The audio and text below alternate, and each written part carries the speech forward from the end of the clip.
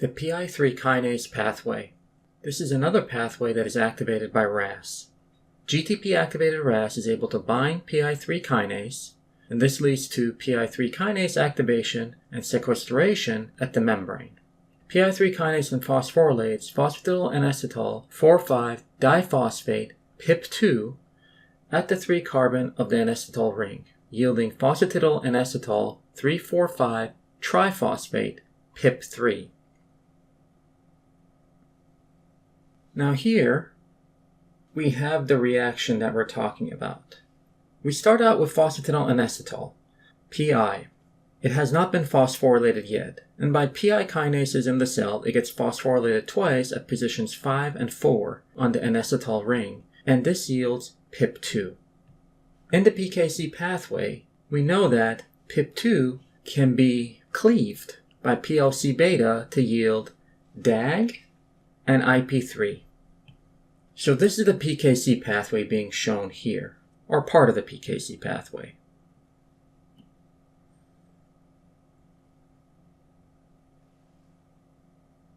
Now the alternative route, if PI3 kinase is activated, then PIP2 can be phosphorylated one more time on the N-acetyl ring to yield PIP3.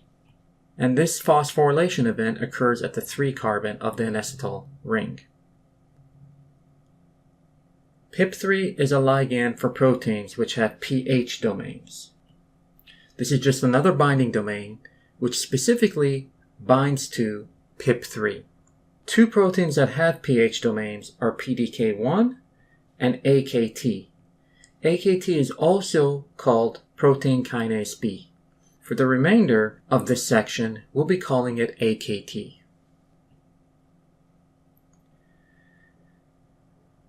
Now what's happening in this picture here? And before we can explain what's happening in this picture here, we have to explain what GFP is. GFP stands for green fluorescent protein.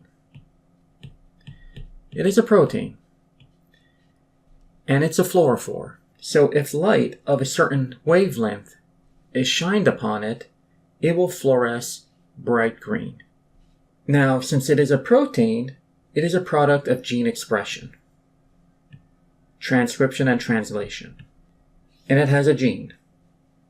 To find out where proteins are localized in a live cell, you can fuse the GFP gene to a gene of your protein of interest. What do we mean by protein of interest? That means the protein which you want to know where it is at in the cell at any given time. So here's my protein of interest. And let's say that my protein of interest has a pH domain. So for protein of interest, we're going to say PI. And this protein of interest has a pH domain. We're just going to put the pH domain in red. This protein will bind to PIP3. And of course, this protein is a product of gene expression, transcription, translation. So it has its own gene, which includes the pH domain. It's almost impossible to track where this protein is in the cell when the cell is alive. So if you fuse these two proteins together, what you'll get is the following gene. So we're going to actually put it on the 5' end. So I'm going to have my gene, my fused gene, and I'm going to put GFP on one end, on the 5' end, and here's the GFP gene.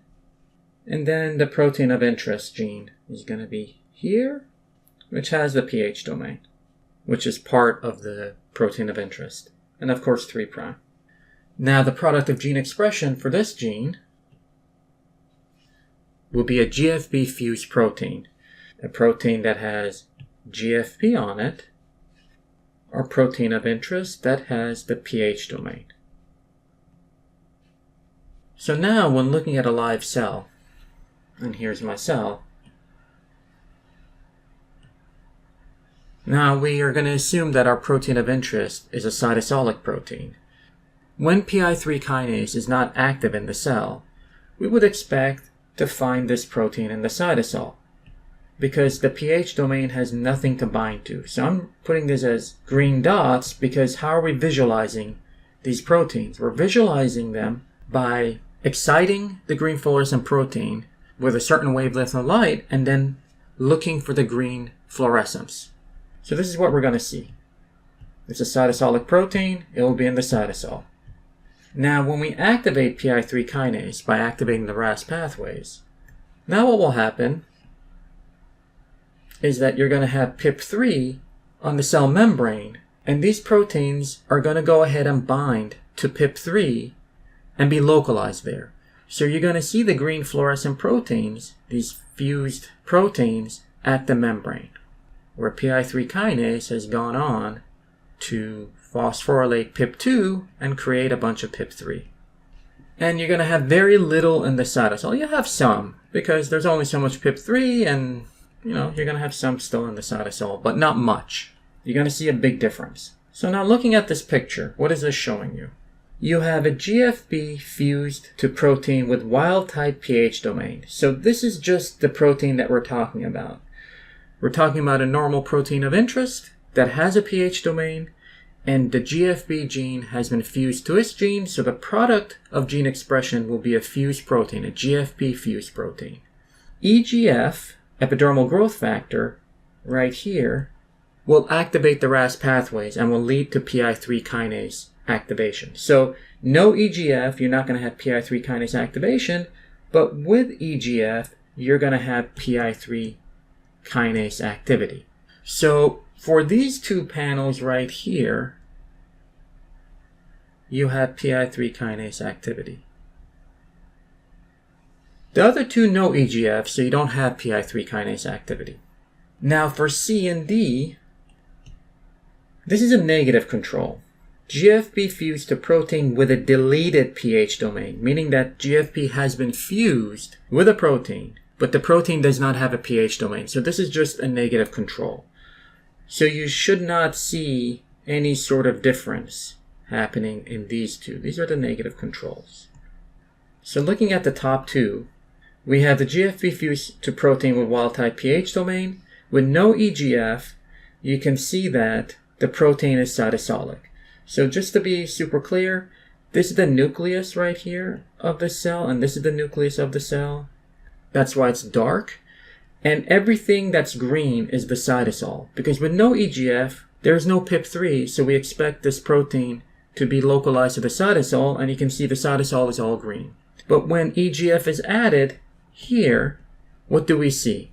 We see all the green has been localized to the cell membrane, meaning that now this protein with its pH domain is binding to the PIP3 that has been created at the cell membrane because of PI3 kinase activation. Now in the case of the negative control, well, the protein that we have GFP fused to does not have a pH domain. And you can see in these two cells, again, this is the nucleus of these two cells. The protein remains cytosolic, and that's what we expect. There's no pH domain. So even if you have a lot of PIP3, there's no way for this protein to bind to the PIP3 and be localized to the cell membrane. So going back, we said that two proteins that do have pH domains are PDK1 and AKT. The localization of PDK1 and AKT to the cell membrane leads to the activation of AKT by PDK1 through phosphorylation. AKT is a serine-threonine kinase. When activated, it will go to phosphorylate a series of protein substrates that have multiple effects on the cell, including aiding in survival. So here we have an example of aiding in survival. Now, you can see that the RTK here, which has been dimerized because it is binding to its signaling molecule, the signaling molecule is actually a survival signal. Survival signals are absolutely necessary, as we discussed before. In the absence of them, the cell will go through apoptosis. You have activation of PI3 kinase here, and you get the generation of PIP3 from PIP2. So this is PIP3. This is PIP2. And now you have docking sites for PDK1 and AKT, and they go on to bind to PIP3. And you have activation of both of these. Essentially, this is activation of PDK1 by bringing it near its substrate, AKT, because PDK1 will go on to phosphorylate AKT right here. AKT is also phosphorylated by a second protein, mTOR in complex 2. We're not interested in how mTOR in complex 2 is activated itself. It's activated through a separate pathway. That is not of interest to us currently. But once AKT is phosphorylated twice, it becomes fully active. And in this case, since this is a survival signal, we have this protein called BAD, which is binding to an inactive apoptosis inhibitory protein right here. This inactive apoptosis inhibitory protein is inactive because BAD is bound to it. Now, AKT will go on to phosphorylate BAD. This will lead to BAD not being bound to the apoptosis inhibitory protein, which leads to the activation of the apoptosis inhibitory protein right here. And the apoptosis inhibitory protein can go on to inhibit apoptosis. Now, how can we write this out? So we have the survival signal activating an RTK. The RTK will activate GRB2. GRB2 will go on to activate SOS. SOS will go on to activate RAS. This is just RAS activation to this point. RAS will go on to activate PI3 kinase. PI3 kinase will go on to activate PIP3. And this is just the conversion of PIP2 to PIP3. Again, activation through increasing the concentration of the molecule. This will lead to the activation of PDK1. Of course, PIP3 creates docking sites for both PDK1 and AKT.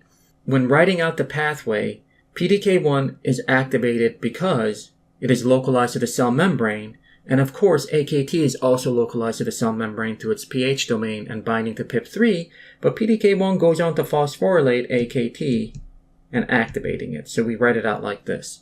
Now AKT will go on to inhibit BAD. Now BAD is inhibiting this apoptosis inhibitory protein, which inhibits apoptosis.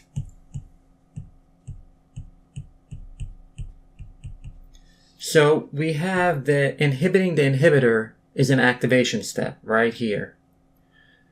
So if I activate the apoptosis inhibitory protein, I'm allowing it to inhibit apoptosis. So if I really wanted to kind of remove the inhibiting the inhibitor, I can simply say AKT activates the apoptosis inhibitory protein. Of course, the activation is happening by inhibiting the inhibitor, but if I want to summarize the pathway a little bit more, so the gist of everything that's going on is there, I can simply put AKT is activating the apoptosis inhibitory protein, and that leads to the inhibition of apoptosis. Inhibiting the inhibitor is an activation step. Also activating AKT leads to stimulating cell proliferation, stimulating cell growth by increasing protein synthesis, angiogenesis, and cell motility.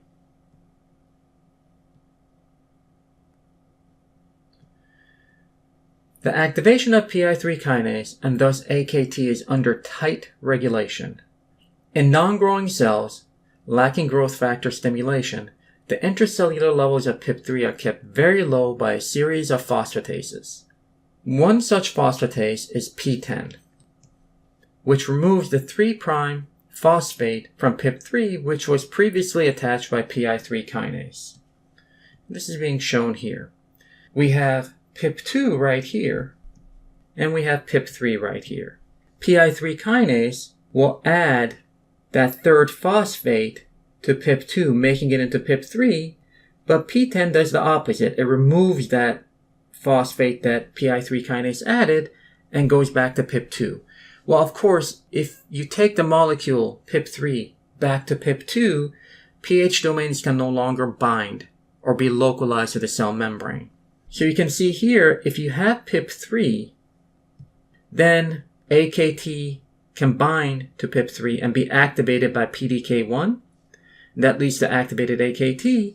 But if you don't have PIP3, then AKT cannot bind to PIP3 through its pH domain. PTEN is the off switch in this case. The pathway invoking PI3 kinase and AKT is deregulated in a number of human cancers.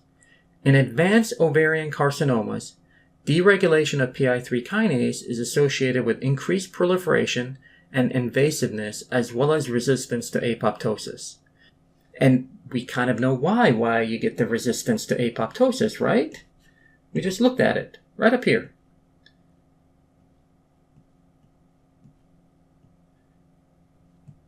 If, for some reason, you have hyperactivation of PI3 kinase, then everything downstream becomes hyperactive. And what does that mean? You're going to have inhibition of apoptosis be hyperactive. So it becomes very hard for a cell to trigger apoptosis when things are going wrong within it if you have a hyperactive PI3 kinase pathway because of mutations. If a cell is in trouble, meaning that it is going through mitosis, there's something wrong during S phase, or metabolically speaking, some things are not completely at homeostatic levels, apoptosis will be triggered. Even if a cell is going through mitosis over and over again, rapid cell cycle progression will lead to apoptosis. By having a hyperactive PI3 kinase pathway, you are inhibiting apoptosis and hijacking the cell's ability to simply delete itself so that the tissue and the organism can survive. PI3 kinase is hyperactive in almost 1/3 of human colon carcinomas. In a number of distinct tumor types, including breast and prostate carcinomas, PTEN activity is lost. Overall, PTEN activity is lost in 30 to 40% of all human cancers. So where does PTEN activity come in our picture above, in our pathway above? Well, PTEN activity comes in right here. It's an inhibition on PIP3 levels. So let's remove all these arrows. If I have normal survival signals coming in, but I have lost PTEN activity, then everything from PIP3 going downstream will be hyperactive. Again, that leads to the same issue. Apoptosis is being inhibited even at moments when apoptosis is needed. Okay, we'll stop here and continue later with the rest of the section. Thank you, guys.